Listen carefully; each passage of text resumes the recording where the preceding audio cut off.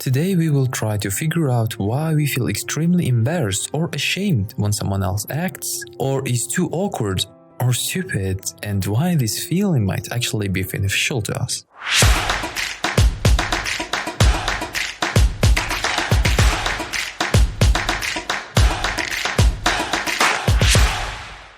Surely you have at least once caught yourself on an immense sense of shame and embarrassment after having watched a selection of epic fails on YouTube, a reality show, or ridiculous Japanese ads. This feeling may come from an inappropriate joke or stupid things that your drunken friend does. You feel even worse from the outrageous actions of fellow citizens whom you meet abroad. But why is it not a shame to the one who grimaces at the camera and makes a drunken mess? But to you watching from the sidelines, after all, you are not doing anything terrible, but you feel involved in what is happening. What is it? A shattering of hopes for universal rationality, a mental disorder, or a hidden fear of being shamed? But the most important question is, why do you keep looking at all this chaos? Psychologists convincingly say that a feeling of shame or embarrassment for others arises when you consider yourself to be a part of the same group as the person who commits wrong actions, in the observer's subjective opinion.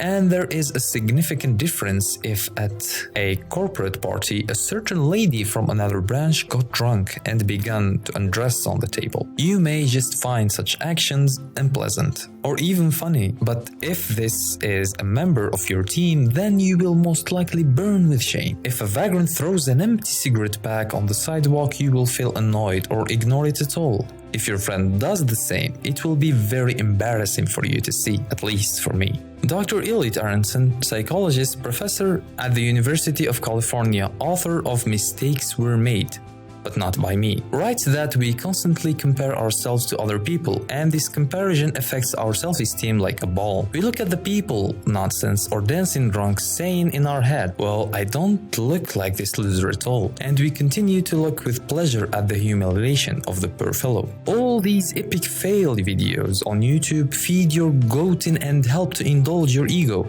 Do you really enjoy other people's bad luck and failures and watching best fails of the month? Psychologist Jeffrey White, who advises producers of famous American television shows, believes this trend reflects the current spirit of the times. Crisis, instability, uncertainty, and an atmosphere of hatred all lead to seeking solace in the bestest of things, such as watching others suffer without any pangs of conscience. You are in no way involved in this, and therefore are not responsible for what is happening. Perhaps you will deny it and say that you do not like watching other people suffering and humiliation. Nevertheless, you are not alone. All television rating and views on YouTube say that you actually like it.